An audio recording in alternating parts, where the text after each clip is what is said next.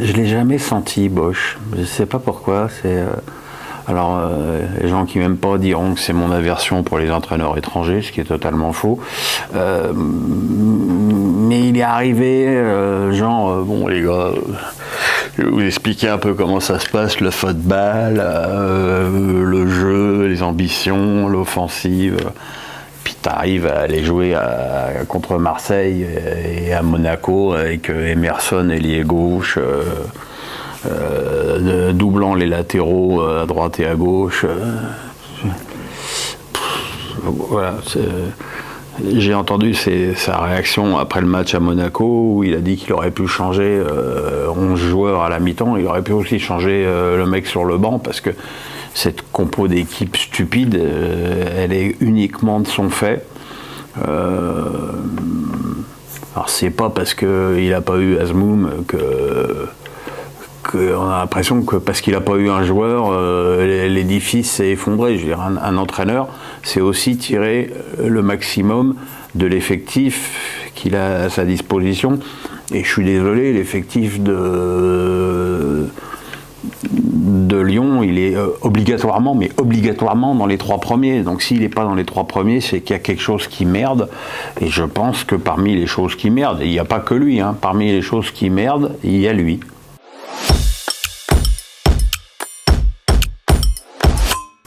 C'est une équipe qui base quand même une grande partie de son jeu sur l'enthousiasme, l'engagement physique, la vitesse d'exécution. Et quand tu es un peu moins bien physiquement, tu coinces parce que t'as pas énormément de joueurs qui ont une qualité technique qui permettent de se reposer un petit peu sur des acquis, sur une base. Voilà, toute une lance, c'est tout le temps comme ça. Et là, c'est compliqué. Alors là, c'était encore pire à Lorient, parce qu'on a l'impression que les joueurs n'étaient pas concernés, qu'ils n'étaient pas motivés, que ça les intéressait pas.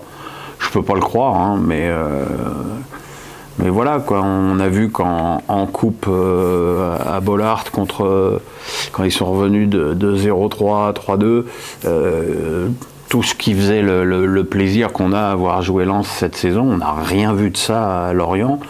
Et comme je le dis, le championnat derrière les 3 premiers est très serré. Il faut qu'ils fassent attention parce qu'ils peuvent très vite se retrouver 10-11e.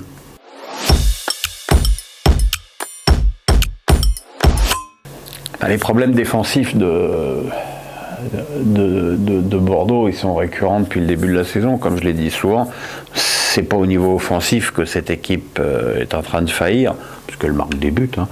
Le problème, c'est que défensivement, c'est une catastrophe. Mais ça va plus loin que la tactique. C'est encore une fois l'investissement des joueurs, l'état d'esprit. On a l'impression que rien ne va dans ce club, ni financièrement, ni sportivement. On a l'impression que cet entraîneur est totalement déconnecté de son groupe. Seul truc qu'il a trouvé à dire après la défaite à Reims, c'est démissionner. Moi, pourquoi ? Non, tu penses, je veux mon oseille. Voilà. Après tout, c'est le principe des contrats à temps. Le club t'arrête avant, tu récupères ton oseille. C'est comme ça, mais oser parler de ça juste après en avoir pris 5 à Reims, je trouve ça assez déplacé.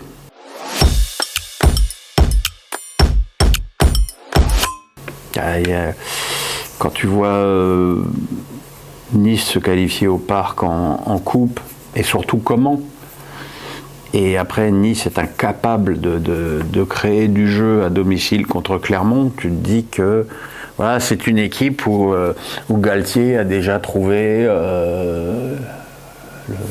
la ficelle de la motivation, le cordon de l'énergie. C'est une équipe qui aime bien jouer en perf, comme on dit au tennis. Dès qu'il y a des équipes qui semblent vraiment à leur portée, notamment à l'Allianz Riviera, c'est déjà beaucoup plus problématique parce qu'il n'y a pas beaucoup de joueurs à forte personnalité, notamment au milieu. Il y a beaucoup de travailleurs. C'est un peu comme le milieu du PSG, quoi. Il n'y a pas ce mec qui fait la liaison intelligente entre l'attaque et le milieu.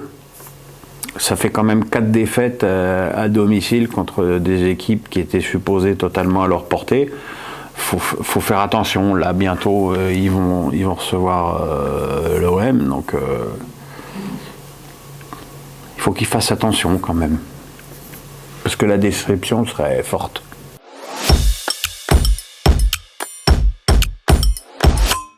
Je dis qu'il n'y a aucune raison de ne pas le croire. Que le connaissant comme je le connais, il ne peut pas négocier actuellement avec le Real alors qu'il va jouer. Il a 23 ans, Mbappé. Alors il est encore très jeune, mais c'est une opportunité d'aller encore plus loin en Ligue des Champions. C'est celle de cette année.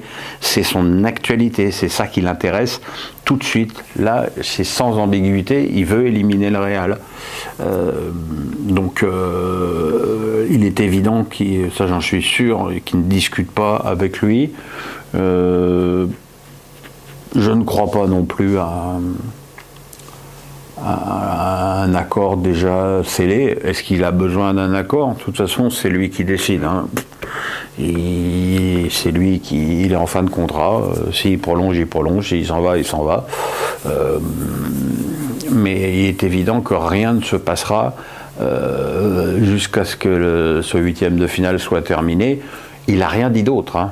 Il n'a rien dit d'autre. Je sais bien que tout le monde interprète chacune de ces virgules comme ça l'arrange ou comme ça l'inquiète, mais il n'a rien dit d'autre. Et ça me paraît être l'attitude la plus professionnelle qui soit, l'attitude la plus professionnelle qu'il ait depuis le début de la saison avec le PSG, parce qu'il voulait partir. Le club a refusé, et je pense que son engagement chaque match, l'influence incroyable qu'il a dans l'équipe, compte tenu des méformes et des blessures des uns et des autres, ça n'autorise pas à douter de sa parole.